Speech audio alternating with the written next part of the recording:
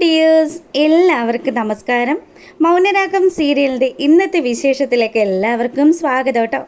അങ്ങനെ നമ്മുടെ ബഗാസുരൻ്റെ അടുത്ത് വന്ന് മനോഹർ സംസാരിച്ചുകൊണ്ടിരിക്കുക.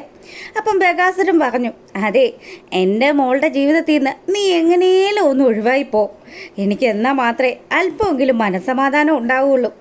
എടോ രാഹുലെ, താൻ എന്തറിഞ്ഞിട്ടാടോ ഈ പറയുന്നത്? തന്നെ പോലെ എന്തായാലും അത്ര വലിയ തെറ്റുകളൊന്നും ഞാൻ ചെയ്തിട്ടില്ല. പിന്നെ ഞാൻ ഇതുവരെ ഏതൊക്കെ പെൺപിള്ളേരെ വിവാഹം കഴിച്ചിട്ടുണ്ടോ അവരുടെയൊക്കെ ഒപ്പം നിന്നിരുന്ന സമയത്ത് അവരെല്ലാവരും വളരെയധികം സന്തോഷത്തിൽ തന്നെയാണ് പോയിക്കൊണ്ടിരുന്നത്. പിന്നെ ഞാൻ അവിടെ നിന്ന് മുങ്ങുന്ന സമയത്ത് അപ്പോൾ മാത്രമേ അവർക്ക് വിഷമമായിട്ടുള്ളൂ. എന്തായാലും താൻ ചെയ്യുന്നത് പോലെയുള്ള കൊടും ക്രൂരതകളൊന്നും ഞാൻ ഇതുവരെ ചെയ്തിട്ടില്ലടോ എന്ന് പറഞ്ഞു. ഞാൻ എന്ത് ചെയ്തെന്നാണ് നീ പറയുന്നത്? എടോ, സ്വന്തം രക്തത്തിൽ പറഞ്ഞ സ്വന്തം കൂടപ്പറപ്പിനെ അവരെ ചതിക്കാനായിട്ട് തന്നെ പോലെയുള്ള ഒരു വൃത്തികെട്ടവന് മാത്രമേ സാധിക്കുകയുള്ളൂ എന്ന് മനോഹർ ബഗാസുരൻ്റെ മുഖത്ത് നോക്കി പറയുക. ഇതുകൂടി കേട്ട് കഴിയുമ്പം നമ്മുടെ രാഹുലിന് നല്ല ദേഷ്യം വരുന്നുണ്ട്. അതെ, തന്നെ പോലെ മനോരോഗിയായിട്ടുള്ള ഒരുത്തിയാടോ തൻ്റെ മോള്. അവൾക്ക് എന്നോട് ഭ്രാന്തമായിട്ടുള്ള സ്നേഹമുണ്ട്. അവൾ കുറേ കാലം ആ കിരൺ എന്ന് പറയുന്നവൻ്റെ പിന്നാലെ നടന്നതല്ലേ. അവൾക്ക് എന്തിഷ്ടപ്പെട്ടാലും അവൾ അതൊക്കെ അടക്കി പിടിക്കുന്ന ഒരു സ്വഭാവക്കാരി കൂടിയാണ്. അങ്ങനെയുള്ള വട്ടുമൂത്ത തൻ്റെ മോളുടെ കൂടെ താമസിക്കുന്നതിലും നല്ലത് ഇപ്പം ഞാൻ കണ്ടുവച്ചിരിക്കുന്ന ആ കൊച്ചുണ്ടല്ലോ, കോടീശ്വരിയാണ്. തൻ്റെ മോളുടെയും തൻ്റെയും ഒക്കെ നക്കാപ്പിച്ച പൈസയും വാങ്ങിച്ച് ഇനി എന്തായാലും ഞാനിവിടെ നിൽക്കാനൊന്നും ഉദ്ദേശിക്കുന്നില്ല. എന്തേലും ആയിക്കോട്ടെടാ, നീ ഇവിടെ നിന്നൊന്ന് പോയി കിട്ടുമല്ലോ എന്ന് രാഹുൽ ഇങ്ങനെ ആലോചിക്കുക. അതെ അമ്മായിയപ്പ, എന്നാൽ ശരി കേട്ടോ, ഞാനിവിടെ നിന്ന് ഇറങ്ങുകയാണ്. അങ്ങനെ നമ്മുടെ മനോഹർ അവിടെ നിന്ന് ഇറങ്ങാൻ തുടങ്ങുന്ന സമയത്ത് മനുവിൻ്റെ ഫോണിലേക്ക് ഒരു കോള് വരിക. അത് അറ്റൻഡ് ചെയ്തു. അളിയ പറയടാന്ന് പറഞ്ഞ് നമ്മുടെ മനോഹർ അയാളോട് സംസാരിച്ചു. ആരെങ്കിലും കൂട്ടുകാരായിരിക്കും. ഇവനെ പോലെയുള്ള ഒരുത്തൻ്റെ കൂട്ടുകാരനെന്ന് പറയുമ്പം ഇവൻ്റെ അതേ സ്വഭാവമുള്ള ആരെങ്കിലും ആയിരിക്കുമെന്ന് ബഗാസുരൻ ആലോചിക്കുക. ഞാൻ ഇപ്പം തന്നെ വന്നേക്കാടാ, നീ അവിടെ തന്നെ വെയിറ്റ് ചെയ്തു എന്ന് പറഞ്ഞ് മനോഹർ ഫോൺ വയ്ക്കുക. രാഹുലിൻ്റെ അടുത്തേക്ക് ചെന്നിട്ട് രാഹുലിനോട് പറയുന്നുണ്ട്, എടോ, എൻ്റെ ഫ്രണ്ടാണ് വിളിച്ചത്, ഞാനേ അവനെ ഒന്ന് പോയി കണ്ടിട്ട് വരാം. അതിനുശേഷം എനിക്കെൻ്റെ നവവധു ആകാൻ പോകുന്ന വന്ദനയെ കൂടെ ഒന്ന് കാണാനുണ്ട്. താൻ എന്തായാലും ഇവിടെ നല്ലതുപോലെ ഇരുന്നങ്ങ് റെസ്റ്റ് ചെയ്യുക. പിന്നെ അറിയാലോ, ഇടയ്ക്ക് ഇങ്ങനെ ഇരിക്കുന്ന സമയത്ത് ദുർചിന്തകളൊന്നും മനസ്സിലേക്ക് വരണ്ട. തൻ്റെ കാര്യമായതുകൊണ്ട് ഒന്നും പറയാൻ പറ്റില്ലടോ. അങ്ങനെ മനോഹർ നമ്മുടെ രാഹുലിനോട് പറഞ്ഞു. രാഹുലാണെങ്കിൽ നിന്നെ കൊല്ലാനുള്ളവൻ അവൻ അവതാരം എടുത്ത് കഴിഞ്ഞടാ. നീ എൻ്റെ മോളുടെ ജീവിതത്തിൽ നിന്ന് ഒഴിവായില്ലെങ്കിൽ അവൻ നിന്നെ കൊന്നിരിക്കുമെന്ന്. അങ്ങനെ നമ്മുടെ മനോഹർ പോകുന്നത് നമ്മുടെ ഗംഗാപ്രസാദിനെ കാണാൻ വേണ്ടിയിട്ട്. അപ്പം അവിടെ വെച്ചാണ് ഈ സീരിയലിൽ പുതിയൊരു ട്വിസ്റ്റ് വെളിവാകുന്നത്. മനോഹറും അതുപോലെ നമ്മുടെ ഗംഗാപ്രസാദും അവർ ഫ്രണ്ട്സാണ്. ചെന്നൈയിൽ വെച്ച് ഒരുപാട് കാലം അവരൊരുമിച്ചുണ്ടായിരുന്നു എന്നുള്ള കാര്യം കൂടി അവിടെ വെച്ച് അവരുടെ സംസാരത്തിൽ നിന്ന് മനസ്സിലായി. അപ്പം ഗംഗാപ്രസാദ് പറഞ്ഞു, എടാ, നീ ഇവിടെ വന്നിട്ട് ഇപ്പോൾ ഒരുപാട് കാലമായോ? പിന്നെ ഞാനിവിടെ വന്നിട്ട് ഇപ്പോൾ ഒരു 2-3 വർഷമെങ്കിലും ആയിട്ടുണ്ട്. പല നാടുകളിൽ പല പെൺപിള്ളേരെയൊക്കെ പറ്റിച്ച് അങ്ങനെ അന്തസ്സായിട്ട് ജീവിച്ചു വരുമായിരുന്നു. ആ സമയത്താണ് ഇവിടെ വന്ന് ഇങ്ങനെ പെട്ടുപോയത്. എന്താടാ, എന്തെങ്കിലും പ്രശ്നമുണ്ടോ എന്ന് അവൻ ചോദിച്ചതും, പ്രശ്നമൊന്നുമില്ല. ഞാനിപ്പോൾ പറഞ്ഞില്ലേ ഒരു പെങ്കൊച്ചിൻ്റെ കാര്യം, വന്ദനയെന്ന് പറയുന്ന അവളുടെ അച്ഛനുണ്ടല്ലോ, കോടീശ്വരനാ. അവൾ എൻ്റെ ജീവിതത്തിലേക്ക് വന്നു കഴിഞ്ഞാൽ പിന്നെ എനിക്ക് ഒന്നും പേടിക്കാനില്ല. ഞാനും വലിയൊരു പ്രശ്നത്തിലാടാന്ന് ഗംഗാപ്രസാദ് നമ്മുടെ മനോഹറിൻ്റെ അടുത്ത് പറഞ്ഞു. നിനക്കെന്താ പ്രശ്നം? എടാ, ഒന്നും പറയണ്ട. എൻ്റെ ആ തന്തപ്പടി ഉണ്ടല്ലോ, അയാൾ എൻ്റെ രണ്ടാനമ്മയ്ക്കും അവരുടെ മകൾക്കും സ്വത്തുക്കളൊക്കെ എഴുതി കൊടുത്തു. ഞാൻ അന്നേ അയാളെ കൊന്ന് അയാളുടെ ആ സ്വത്തുക്കളൊക്കെ കൈവശപ്പെടുത്തണമെന്ന് ആലോചിച്ചതാ. പക്ഷേ തന്തയായി പോയില്ലേ, അന്ന് ഞാൻ അങ്ങനെ ഒരു മണ്ടത്തരം ചെയ്തു. അതുകൊണ്ട് തന്നെ ഞാനിപ്പം ഞാൻ അനുഭവിക്കേണ്ട സ്വത്തുക്കൾ അതെൻ്റെ കയ്യിലാക്കാൻ വേണ്ടി പെടാപ്പാട് കഴിച്ചുകൊണ്ടിരിക്കുകയാണ് മനോഹറിൻ്റെ അടുത്ത് നമ്മുടെ ഗംഗാപ്രസാദ് പറയുക. അപ്പം ഇത് കേട്ടപ്പം, അല്ല, നീ ഏതോ ഒരു പെങ്ങളുടെ കാര്യം പറഞ്ഞല്ലോ, എന്താ അവളുടെ പേര്? കാർത്തികേയൻ നാടാ. കാർത്തികയെ സഹായിക്കാനായിട്ട് ആ കിരണും കല്യാണിയും ഒക്കെ ഉണ്ടെന്ന് കൂടി ഗംഗാപ്രസാദ് പറഞ്ഞപ്പം അപ്പോൾ അങ്ങനെ വരുമ്പം കാര്യങ്ങൾ ഒരുപാട് ട്വിസ്റ്റിലേക്കാണല്ലോടെ പോകുന്നത്. കല്യാണി എന്ന് പറയുന്നവൾ നിസ്സാരക്കാരിയൊന്നും അല്ല. എടാ, ഈ കല്യാണിയുടെ വീടിൻ്റെ അപ്പുറത്തെ വീട്ടിലാണ് ഞാൻ താമസിക്കുന്നത്. അപ്പോൾ അങ്ങനെയാണല്ലേ കാര്യങ്ങൾ. അതേടാ, നിനക്കറിയാവോ, രാഹുൽ എന്നാ എൻ്റെ അമ്മായിയപ്പൻ്റെ പേര്.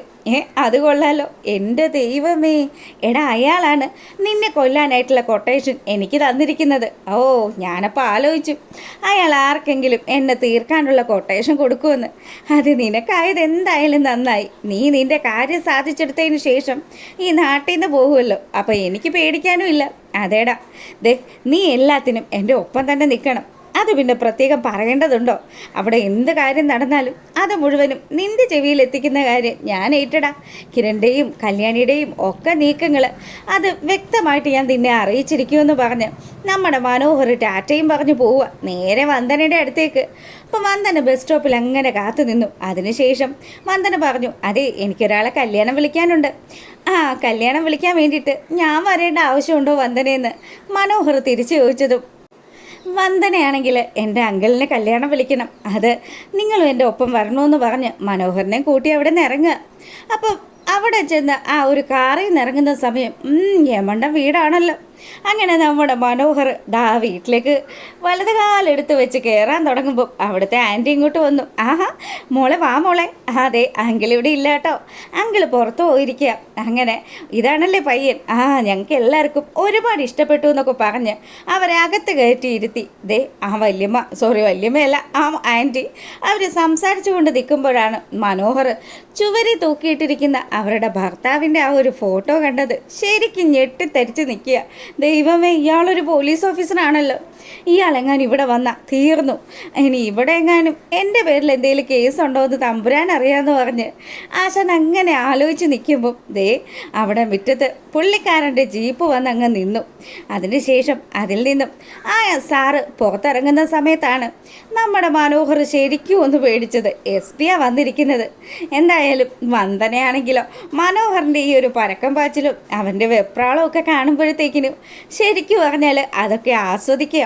ആൻറ്റി ഒട്ടും മോശമൊന്നും അല്ല. അതെ, എൻ്റെ കെട്ടിയവനായതുകൊണ്ട് പറയുന്നല്ല കേട്ടോ. ആരെന്ത് കള്ളത്തരം കാണിച്ചാലും അദ്ദേഹം ഉണ്ടല്ലോ അവരെ പിന്നെ വെച്ചേക്കില്ല. അതുമാതിരിയൊന്നും ഒരു മുതലാ അത്. പിന്നെ സത്യസന്ധത കൂടിയത് കൊണ്ടായിരിക്കും ഒരുപാട് ശത്രുക്കളും ഒക്കെ ഉണ്ട്. ഇനിയിപ്പോൾ എന്നെ എന്താക്കുമെന്ന് തമ്പുരാൻ അറിയാമെന്ന് പറഞ്ഞ് മനോഹർ അങ്ങനെ ഇരിക്കുമ്പോൾ അദ്ദേഹം അകത്തേക്ക് വരിക. അങ്ങനെ അകത്തേക്ക് വന്നതും, മോളെ നീ വന്നിട്ട് അധിക നേരം ആയോ? ഇല്ല എന്നുള്ള രീതിയിൽ വന്ദന തലയാട്ടുക. അപ്പോഴത്തേക്കിനും അദ്ദേഹം പുള്ളിക്കാരൻ്റെ കയ്യിൽ കരുതിയിരുന്ന ഒരു സമ്മാനം എടുത്ത് നമ്മുടെ മനോഹറിന് കൊടുക്കുക. വീണ്ടും ചെക്ക്. ഇതുകൂടി കണ്ടു കഴിഞ്ഞപ്പം ഇപ്പം തന്നെ വന്ദനയുടെ അച്ഛൻ 7 കോടിയോളം തന്നു. ഇതെന്താ അങ്കിളെ ഇത്? മോനെ, ഇത് എൻ്റെ മോൾക്ക് വേണ്ടി ഞാൻ കരുതി വെച്ചിരിക്കുന്നതാണ്.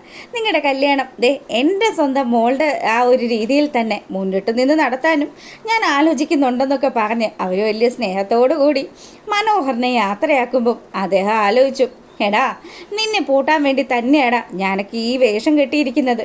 നിന്നെപ്പോലെയുള്ള ഒരുത്തനെ എത്രയും പെട്ടെന്ന് തീർക്കണമെന്നൊക്കെ അവരാലോചിച്ചു. അതിനുശേഷമാണെങ്കിൽ നമ്മളെ കാണിക്കുന്നത് നമ്മുടെ കാർത്തികയും നിതയും അതുപോലെ ജുബാനയും നിഷയൊക്കെ കൂടിയിരുന്ന് സംസാരിക്കുക. ചേച്ചി എന്തായി? നമുക്ക് കല്യാണത്തിൻ്റെ ഒരുക്കങ്ങളൊക്കെ അതിന് വേണ്ടുന്ന ഓഡിറ്റോറിയമൊക്കെ കിട്ടിയോന്ന് നിഷ ചോദിക്കുക. അതൊക്കെ ഓക്കെ ആക്കിയിട്ടുണ്ട്. നമ്മൾ ഒരുപാട് കൺസ്ട്രക്ഷൻസ് ചെയ്തതല്ലേ, അതുകൊണ്ട് തന്നെ അതിൽ നിന്ന് ഏതെങ്കിലും ഒരു നല്ല ഒരു ഓഡിറ്റോറിയം നോക്കി നമുക്ക് സെലക്ട് ചെയ്യാം. ഡിസ്കൗണ്ടും ഒക്കെ കിട്ടും. അതെന്തായാലും കൊള്ളാം ചേച്ചി. പിന്നെ ഇപ്പോൾ അറിയാമല്ലോ മനോഹറിൻ്റെ അടുത്ത് നമ്മുടെ വന്ദനയുടെ പുതിയൊരു കളി. കണ്ടു. അതാരത്? ആ അങ്കിള് SP ആയിട്ടൊക്കെ അഭിനയിച്ചത്. അത് നമ്മുടെ വരുണിൻ്റെ അമ്മാവനാണ്. അങ്ങനെയൊക്കെ ഇവർ കാര്യങ്ങളൊക്കെ സംസാരിച്ചിരിക്കുക. ഈ സമയമാണെങ്കിൽ നമ്മുടെ വന്ദനയോട് പറയുകയാണ് മനോഹർ, എന്താ മോളെ ഇത്? ഇപ്പോഴും അടുത്ത ഒരു ചെക്ക് കൂടി തന്നിരിക്കുന്നു. മോളുടെ വീട്ടിൽ മൊത്തം ഇങ്ങനെ ചെക്കാണല്ലോ.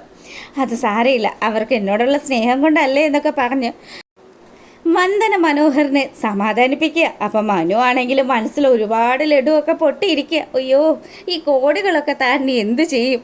എന്തായാലും ഇവളെ കല്യാണം കഴിച്ച് സുഖമായിട്ട് ജീവിച്ചു കഴിഞ്ഞാൽ അവളുടെ സമ്പാദ്യം മുഴുവൻ അടിച്ചെടുക്കാൻ സാധിക്കുമല്ലോ എന്നൊക്കെ ആലോചിച്ച് വന്ദനയും കൂട്ടി അവൻ അവളുടെ വീട്ടിലേക്ക് വരിക.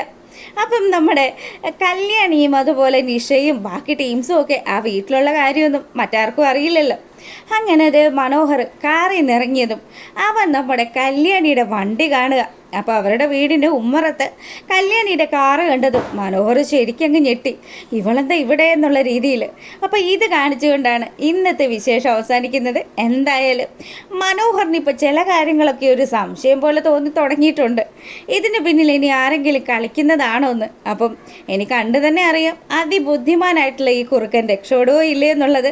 അപ്പോൾ നിങ്ങൾക്ക് വീഡിയോസൊക്കെ ഇഷ്ടമാകുകയാണെങ്കിൽ ഒന്ന് ലൈക്ക് ചെയ്തിട്ട് കാണുക. അതുപോലെ തന്നെ എല്ലാവർക്കും നല്ലൊരു ദിവസം ആശംസിച്ചുകൊണ്ട് ഇന്നത്തെ വീഡിയോ വൈൻഡപ്പ് ചെയ്യാണ്. അപ്പോൾ ഓക്കെ, താങ്ക്